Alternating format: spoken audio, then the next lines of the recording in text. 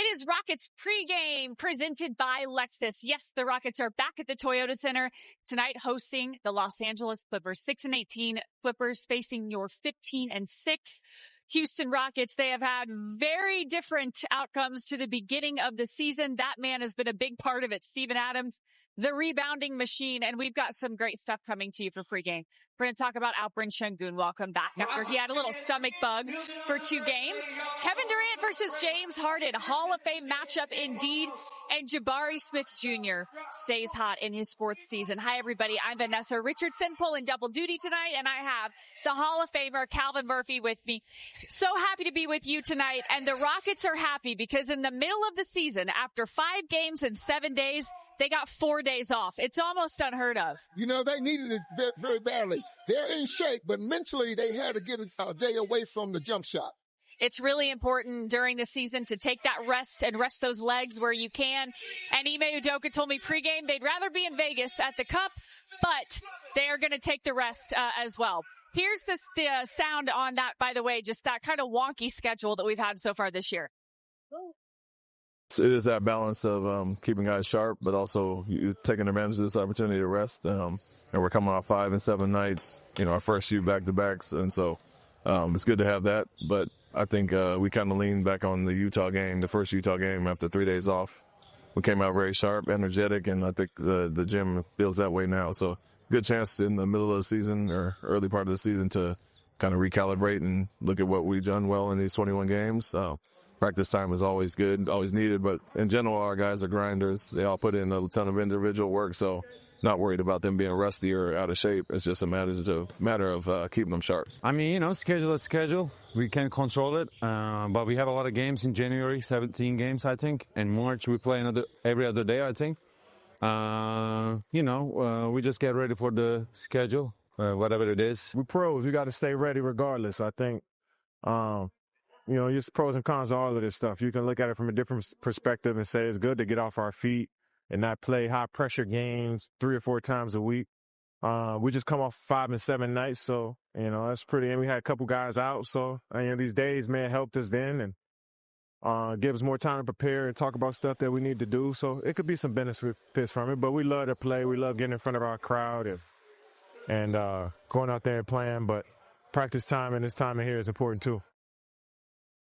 Yes, it definitely is. Okay, here's our Keep It Moving presented by Harris County Toll Road Authority. All right, they just had 4 days off. Like I said, they had 5 games in 7 days. After tonight, the Rockets go on a 6-game, 14-day trip. It starts in Denver on Monday. And Calvin, the Rockets have played the least amount of games in the NBA at 21. So, as being a professional, kind of like Kevin said, you have to take what they give you schedule-wise. But it really is unique. What does the guy's mindset have to be when you look at the fact that they've had some time off, but they're about to go on a brutal road trip? Well, the first thing, they've got to recognize that it is a job, regardless of what it is. And number 2, mentally, they've got to be in tune with each other and with the game. 6 games in a row away from home is all about being ready mentally. Wow, I played in this league for a long time, and I can't ever remember being away from home for 6 games. 6 games, 14 days. That includes that big game against the Lakers on Christmas. So it's going to be a lot. They're going to have a couple off days in New Orleans, but definitely an interesting kink in the schedule.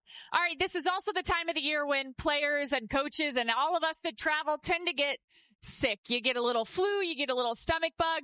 Such was the case for Alperen Sengun. He missed the past 2 games. The Rockets definitely missed him. Let's get to our Jack in the Box courtside report, of course, as Alperen Sengun returns tonight. I mean, I think they did a pretty good job. I think they did a pretty good job. No matter what, we have a good team, no matter who's out, we just play the same game every time. And, I think Steven was out in Dallas game, and then we were able to say we were tired a little bit because it was a 5 games in 7 nights. I know it is a lot for you, but is there anything you really miss about not having Sengun in the past 2 games? I mean, he's he's an all-star level player. He gets you 25, 10 and 6 every night, So we missed that, especially not having. We only had 1 big at the center, and we was playing against one of the better bigs of all time in AD. So. Yeah, we missed him. We're glad we got him back. I love the tone in Kevin's voice. He's like, what kind of question is that? Of course, we missed our all-star Alperen Sengun. And they didn't have Steven Adams either in Dallas, and it was painfully obvious. What does Alperen Sengun, the way he's playing now, bring to this team? Wow. First of all, he is an all-star guy. Yeah. And all-stars tend to have double teams, triple teams, boxing ones, all kinds of defense put on them. And with that being said, that means you're freeing your teammates. So the fact that him being on the floor makes everybody else important. That's right. Number two, his passing ability and his teammates moving allows for easy baskets. Number three, as Kevin just said, he's going to get you 25, 10, and 6 every night. He's not just a big. That's the other thing. He's a skilled big. And like when Yao Ming was in town, Yao was talking to me about the evolution of the big men. And you look at what Alpi has been able to do this season for the Rockets. He got so much out of playing Eurobasket in Turkey. I think it added so much to his confidence. And it's now at a point to where Ime Udoka feels totally comfortable running that offense through Alperen Sengun. Absolutely. First of all, he's gotten stronger. So he's able to compete around that basket being bullied. Number two, I think he grew an inch, which allows him to get up and get over the bigs. Number three, because of his style of play, he gets the big men defensively out of position quite a bit. They don't want to come out on the floor on him because of his footwork. And number three, if you come out there and try to double team it in the middle, somebody's got to be open. Yep. So he's doing his job, just being out there and doing what he does. And in those moments where they double team him, you got, that guy named Kevin Durant open. If they want to blitz Kevin, then Jabari Smith Jr. is open. So what just a joy it is to have a deep team, and it starts with that guy, Kevin Durant, a Hall of Fame matchup against his former teammate tonight, James Harden. We're going to break down that matchup, give you some statistics, and go through that history. That is all coming your way on Rockets Pregame. We welcome you back to Rockets Pregame, presented by Lexus. The Rockets hosting the LA Clippers. It is safe to say that they have underperformed this year. Current record 6-18, but a bright spot for that franchise has been somebody that the Rockets fans know well. James Harden, NBA's all-time scoring leaders, presented by Steve Lee. James Harden has entered the top 10. Of course, he scored a lot of those points in Houston. Here's Kevin Durant and Ime Udoka, who both know James Harden well, on the beard and that accomplishment. So the last few years, as we hit 32, 33, I think guys have reshaped their games and adapted to the new style of basketball. And James has always been a player that gets ahead of stuff like that. So it's no surprise to me that he's balling out. It's not a coincidence that these guys have the success that they have. I coach James in Brooklyn and see the amount of work he puts in, on his craft on a daily basis. And so Kevin does the same thing. Kyrie did the same thing. All the guys that are really good, individual one-on-one scorers.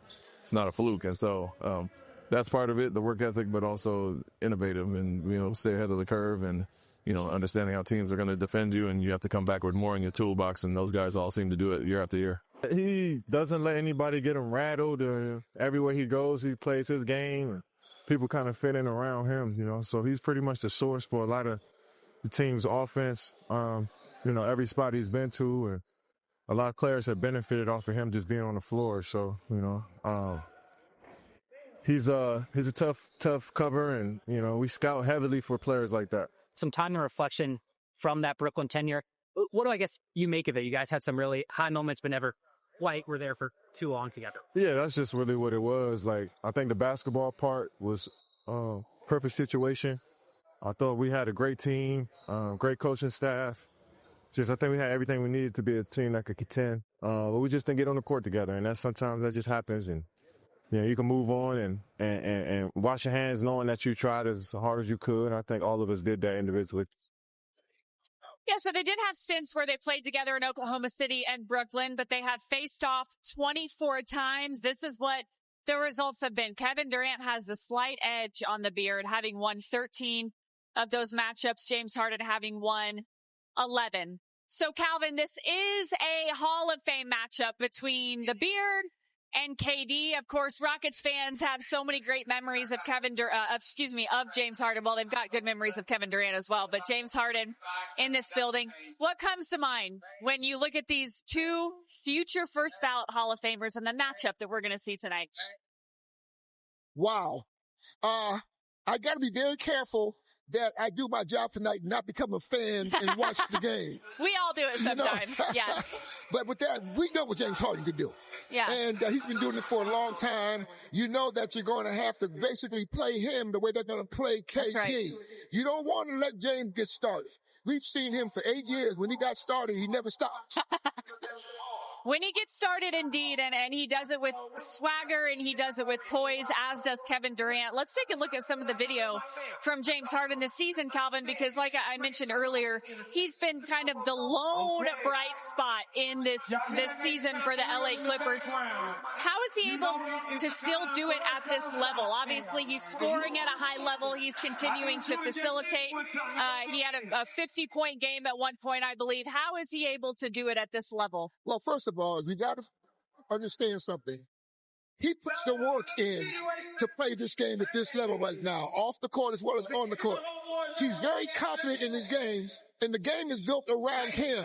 So he is going to be able to do what he does. Yeah.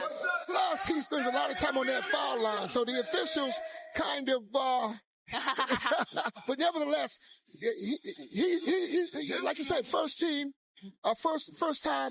ballot Hall of Famer, and that says a lot. Since I was the second. Well, you know, you bring up a good point. Ime Udoka mentioned that part of that game plan has to include the fact that he has been getting to the line a lot. Yes, I was looking at his numbers earlier today. But the thing you've got to do is make him work to get his and not help his teammate get theirs. That's right. I think that's really important. And somebody who's been very important to this Rockets team in his fourth season in the NBA has been Jabari Smith Jr. We love what we are seeing from the kid from Auburn. We're going to talk about Jabari. We're going to take you through the starting lineups. That is all coming on Rockets Pregame, presented by Lexus.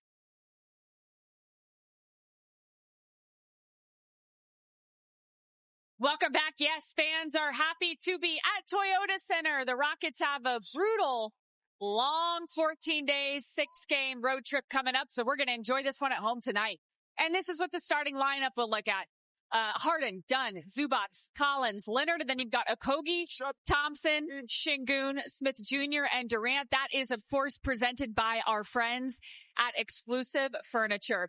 Jabari Smith Jr. has looked fantastic in his fourth season with the Rockets. You can tell that he put in that work in the weight room in the offseason. He had 22 points Saturday in that loss to the Dallas Mavericks with no Sengun and no Adams. We saw him playing bigger than he usually plays, and he was a bright spot in that loss to the Mavericks. Calvin, you've always been high on Jabari. You've always talked to me about Jabari's work ethic, about his flexibility, being able to play different positions. And I think one thing that Ime Udoka and the coaching staff really like about him is his mindset and his willingness to start, or like he had to do last year, come off the bench. Why is Jabari becoming so consistent with his game? Well, once again, he's another player that put the work in this summer. That's right. Physically to be ready to play. Mentally, he's starting to believe in himself. Yes. Thirdly, the fact that he's getting consistent playing minutes out there, and he feels the trust from his coaching staff as well as his teammates. He's become the Rockets X factor. He's the man that nobody is paying attention to, yes. And he's just consistently having those good games.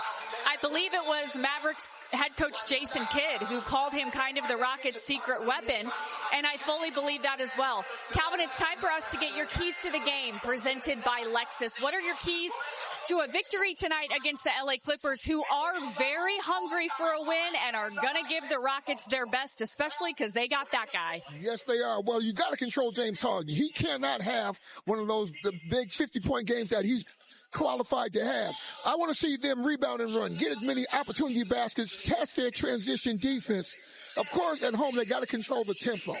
And with that, no major turnovers. Get as many good shots as possible. The turnovers are a theme. that have come through for the Rockets, and I know it's something that the coaching staff has addressed, so hopefully they can limit those turnovers tonight. All right, coming up on Rockets Pregame presented by Lexus, you're going to hear from Rockets head coach Ime Udoka. We were able to talk to him pregame in the press conference. He'll give his thoughts on the couple of days, actually more than couple, the 4 days of rest that the Rockets have had. He'll talk about James Harden and why James is able to be so consistent. All of that is coming your way.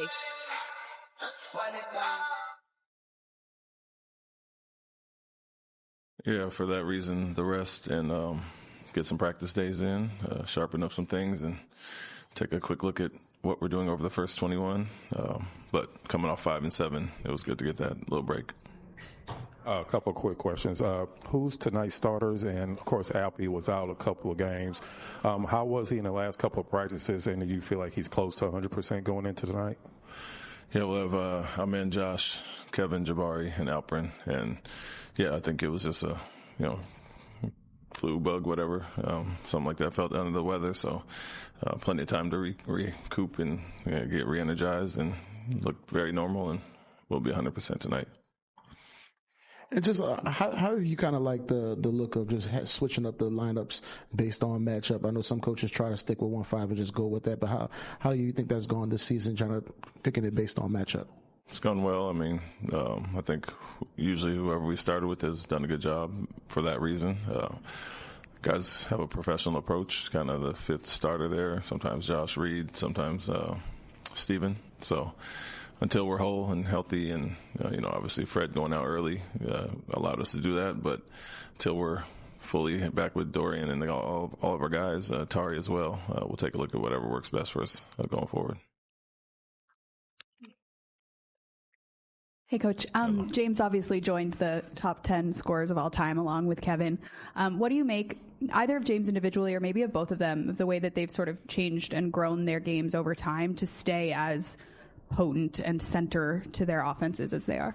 Yeah, I spoke about this the other day where, they have to continue to evolve, but also shows just their dedication to their craft and the work ethic they put in. I had a chance to coach them both before here in Brooklyn and saw the day-to-day approach that they take on their game, but also adapting and adjusting to what the rest of the league throws at them. And so, it's a inspiration for a lot of guys to be able to do what they do at this level, at this age, and for the longevity. And so, two of the best to do it, and obviously the numbers speak for themselves, being in the top 10, but not really slowing down either. They both continue to play at an efficient, high level. Any other questions? Sure. Of course, sometimes players are a little bit more hesitant when they are struggling from the free throw line. Last year, your team shot 73%. This year, you're shooting 79%. Do you feel like your team, some of the players are a lot more aggressive going to the basket and not worrying about missing free throws? No, I don't ever feel like that was the case. We got there, and certain Jalen led us last year, but guys still attack the basket, still aggressive, and you want to step up there and shoot them confidently. So I don't feel like we had anybody that shied away from contact or finishing through contact or getting fouled for that reason.